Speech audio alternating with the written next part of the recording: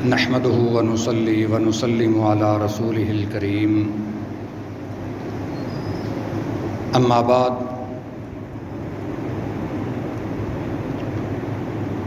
سیدنا ربیعہ بن کعب رضی اللہ تعالی عنہ سے مروی ہے کہ ایک مرتبہ رسول اللہ صلی اللہ علیہ وآلہ وسلم نے مجھ سے فرمایا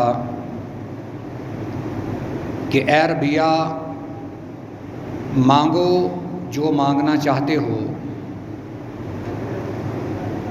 چونکہ سیدنا ربیعہ بن کعب رضی اللہ تعالیٰ عنہ آپ کے خادم تھے، آپ کے آزاد کردہ غلام تھے اور اکثر آپ کی خدمت میں رہا کرتے تھے۔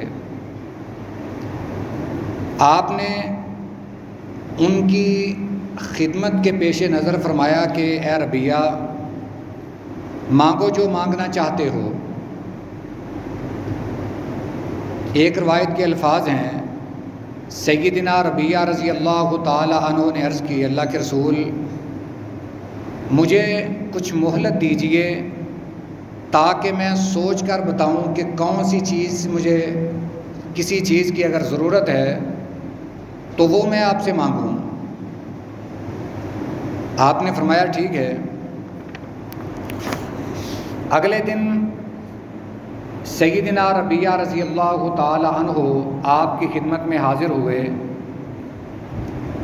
اور عرض کی کہ اللہ کے رسول، آپ نے کل فرمایا تھا کہ مانگو جو مانگنا چاہتے ہو، تو میں نے بڑی سوچ بچار کی، میں آپ سے یہ مانگنا چاہتا ہوں کہ کل قیامت والے دن اور جنت میں آپ کا ساتھ مل جائے۔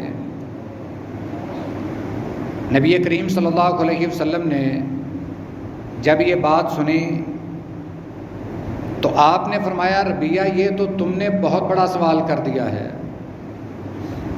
حالانکہ نبی کریم صلی اللہ علیہ وسلم نے خود فرمایا تھا کہ ربیعہ، مانگو جو مانگنا چاہتے ہو،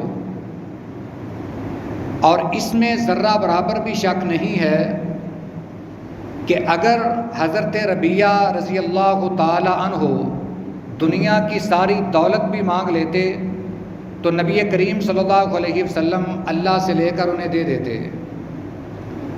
اگر دنیا کی بادشاہت مانگتے تو نبی کریم صلی اللہ علیہ وسلم اللہ کے حکم سے وہ بھی عطا فرما دیتے۔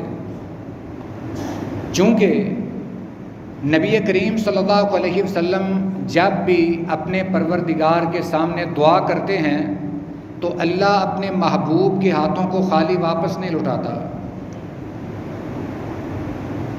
مگر قربان جاؤں کہ حضرت ربیعہ بن کعب رضی اللہ تعالیٰ عنہ نے مانگا بھی تو کیا، اور ایسی چیز مانگ لی کہ جس کی قیمت دنیا میں کسی اور چیز کے نعم البدل ہو ہی نہیں سکتی۔ ساری دنیا کی دولت بھی مل کر اس چیز کا مقابلہ نہیں کر سکتی جو چیز حضرت ربیعہ بن کعب رضی اللہ تعالیٰ عنہ نے مانگی تھی۔ یہ وہ چیز ہے جو آخرت میں کامیابی کی ضمانت ہے۔ ظاہر بات ہے کہ نبی کریم صلی اللہ علیہ وسلم کا ساتھ اسی کو نصیب ہوگا جو کل قیامت والے دن کامیاب ہوگا، جو جنتی ہوگا۔ اسی شخص کو نبی کریم صلی اللہ علیہ وسلم کا ساتھ میسر آئے گا، اور آپ کا ساتھ ملنا یہ کوئی معمولی بات نہیں ہے۔ نبی کریم صلی اللہ علیہ وسلم نے جب حضرت ربیعہ رضی اللہ تعالیٰ عنہ کی یہ بات سنی تو آپ نے فرمایا کہ ربیعہ، یہ تو تم نے بہت بڑا سوال کر دیا ہے۔ پھر آپ نے حضرت ربیعہ رضی اللہ تعالیٰ عنہ سے یہ فرمایا، اور یہ ہمارے کرنے والا بھی کام ہے۔ آپ نے فرمایا، اے ربیعہ، اعنی بکثرت السجود، کثرت کے ساتھ سجدے کر کے میری مدد کرو، میری معاونت کرو۔ اس کا مطلب یہ ہے کہ جب حضرت ربیہ رضی اللہ تعالیٰ عنہ کثرت سے سجدے کریں گے، یعنی نفل نمازیں پڑھیں گے، فرض تو ہے ہی، نفل نماز بھی کثرت سے پڑھیں گے، تہجد پابندی سے ادا کریں گے، اور دیگر جو نمازیں مسنون ہیں وہ بھی پابندی سے ادا کریں گے۔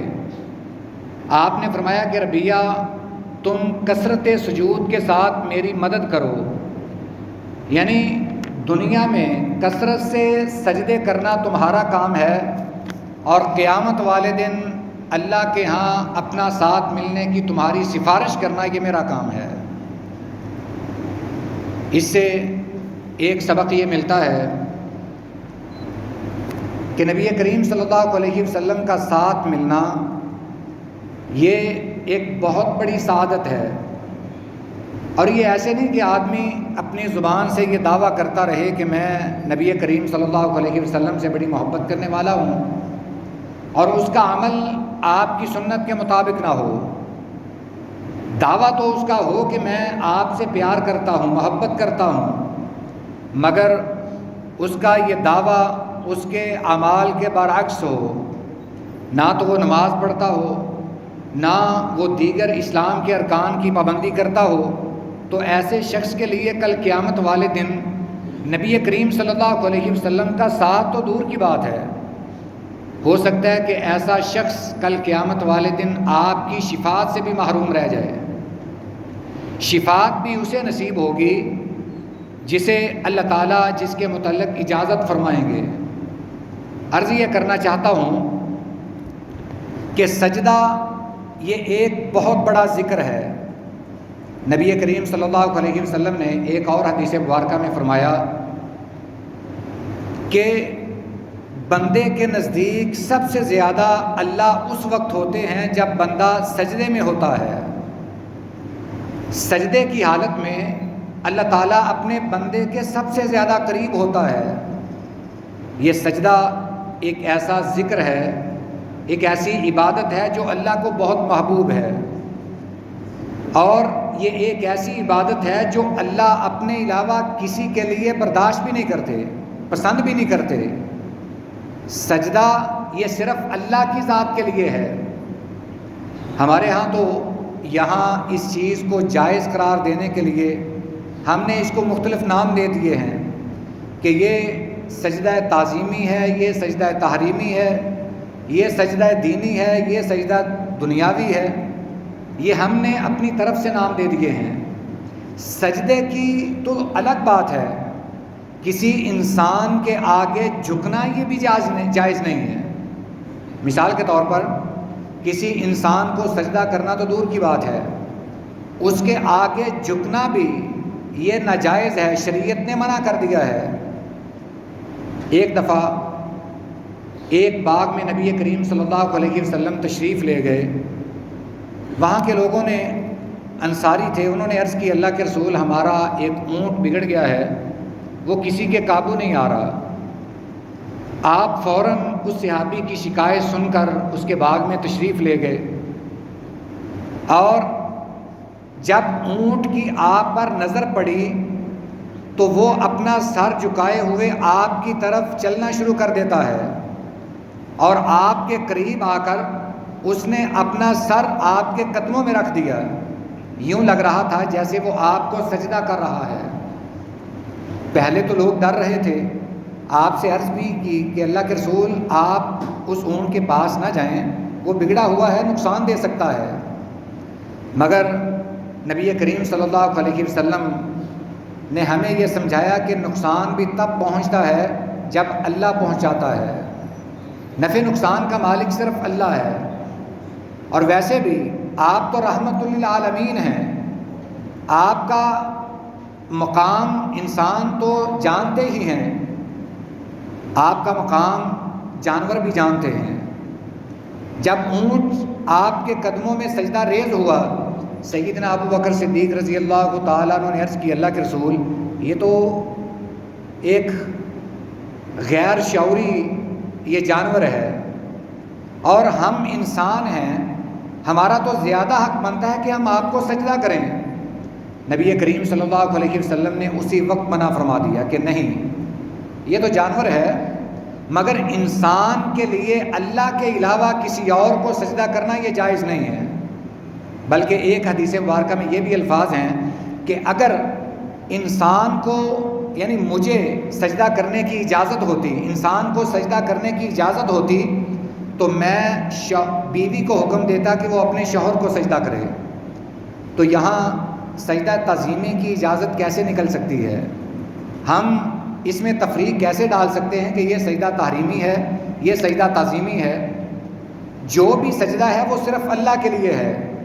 انسان کے آگے جھکنا وہ چاہے کتنا ہی نیک کیوں نہ ہو یہ ناجائز ہے، اور اس کا دوسرا نام آپ شرک دے سکتے ہیں کہ اللہ کے علاوہ کسی اور کے آگے جھکنا یہ شرک ہے۔ اور اس کے اگر آپ پسند فرمائیں تو بہت سارے دلائل بھی میں عرض کر سکتا ہوں، مگر یہاں عرض کرنے کا مقصد یہ ہے کہ ہم سجدہ کثرت سے کیا کریں، ہم اللہ کے سامنے کثرت سے سر مسجود ہوں۔ ہم اگر کوئی اپنی حاجت اللہ کے سامنے رکھنا چاہتے ہیں ہاتھ اٹھا کر بھی رکھیں، مگر سجدے میں پڑھ کر اللہ تعالیٰ سے دعا کریں، کیونکہ نبی کریم صلی اللہ علیہ وسلم نے فرمایا کہ اللہ تعالیٰ سجدے کی حالت میں بندے کے سب سے زیادہ قریب ہوتا ہے۔ اور یہی چیز نبی کریم صلی اللہ علیہ وسلم نے حضرت ربیہ رضی اللہ تعالیٰ عنہ سے بیان فرمائی کہ اے ربیہ کثرت سے سجدے کیا کرو تاکہ کل قیامت والے دن تمہارے لیے سفارش کرنا میرے لیے آسان ہو۔ اللہ تعالیٰ سے دعا ہے اللہ اس عظیم عبادت سے ہمیں بھی آشنا فرمائے، ہم بھی اللہ کے سامنے کثرت سے سر مسجود ہوں، اور اللہ اس کی ہمیں توفیق بھی عطا فرمائے۔ وآخر دعوانا الحمد للہ رب العالمین۔